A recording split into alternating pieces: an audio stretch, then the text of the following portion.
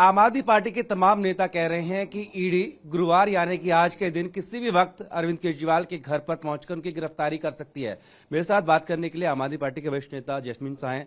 Jasmine जी, अभी तक क्या लग रहा है? आपने कहा कि नेताओं ने सुबह सुबह गिरफ्तारी होगी, लेकिन अभी तक कोई आया नहीं है। देखिए, कई पुख्ता सूत्रों के हवाले हमें कल रात को ये खबर आई थी कि हो सकता है कि आज ईडी सुबह रेड करे और अरविंद केजरीवाल जी को अरेस्ट करे। और हमारे कहने से पहले 24 घंटे से भाजपा के नेता खुद कहते आ रहे हैं कि अरविंद केजरीवाल जी अब तुरंत अरेस्ट होने वाले, तुरंत अरेस्ट होने वाले हैं। और ये क्रोनोलॉजी हमने देखी है। जब मनीष सिसोदिया जी अरेस्ट हुए थे तो सबसे पहले भाजपा कार्यालय और भाजपा के नेताओं को पता चल गया था। ईडी ने बाद में फिर बताया था कि हम अरेस्ट करेंगे। संजय जी भी जब अरेस्ट हुए तो यही हुआ था कि सबसे पहले भाजपा नेता बोलना शुरू कर लेते और फिर ईडी एक्शन लेती है।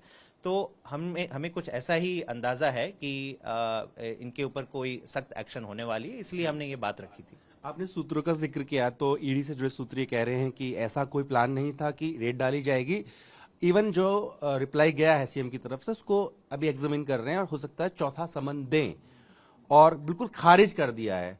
तो आपकी आशंका क्या अफवाह साबित हुई यहाँ पे? नहीं, ऐसी बात नहीं है। जब ईडी अभी समन्स की जो बात कर रही है वो उस पर मैं केवल इतना कहूंगा कि अब तक ईडी ने जो 3 समन्स जारी किए थे वो पूरी तरह से इलीगल है। हमारी लीगल टीम ने उसे पूरी स्टडी किया था और हमने पहले से भी कहते आ रहे हैं और हम आज भी कह रहे हैं कि कोई भी इन्वेस्टिगेशन से हम दूर नहीं जाना चाहते हैं। हम इन्वेस्टिगेशन का सामना करेंगे बशर्ते वो एक कानूनी प्रक्रिया के तहत है। ईडी भी कोई संविधान से बढ़कर देश में कोई नहीं है। ईडी को भी संविधान के तहत उसके पास जितने पावर्स हैं और वो लीगल प्रोसेस के थ्रू काम करना होगा। अब तक जितने भी ईडी के समन्स आए हैं वो पूरी तरह से इलीगल है। इसलिए हमने उसका खत लिखकर उसको कई सवाल पूछे जो अब तक ईडी ने जिसका जवाब नहीं दिया। जैसे जवाब मिल जाएंगे हम पूरी तरह से ईडी के भी समन्स का जवाब देंगे। लेकिन जैस्मिन जी, बीजेपी यहाँ आरोप लगा रही है कि आप मनोहर कहानियां सुनाते हैं, विक्टिम कार्ड खेल रहे हैं, भगोड़ा तक कह दिया है। इसको आप कैसे देखते हैं?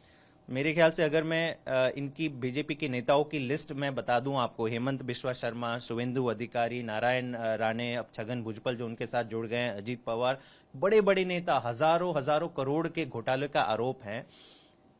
5 साल हो गए, उनके ऊपर एक समन्स जारी नहीं हुआ, अब तक एक चार्जशीट नहीं फाइल होती, ट्रायल शुरू नहीं होता। तो मेरे ख्याल से देश जान रहा है कि कौन इन्वेस्टिगेशन से भाग रहा है और कौन इन्वेस्टिगेशन का सामना कर रहा है। दूसरी तरफ पिछले अगर 8 साल का आप रिकॉर्ड देख लें तो 95% केस ईडी के केवल और केवल विपक्षी नेताओं के ऊपर है। मतलब साफ है कि बीजेपी कह रही है कि सारे जितने करप्ट नेता हैं देश भर में बीजेपी में आ जाए, उनको संरक्षण मिल जाएगा और आपको कोई इन्वेस्टिगेशन का सामना नहीं करना पड़ेगा।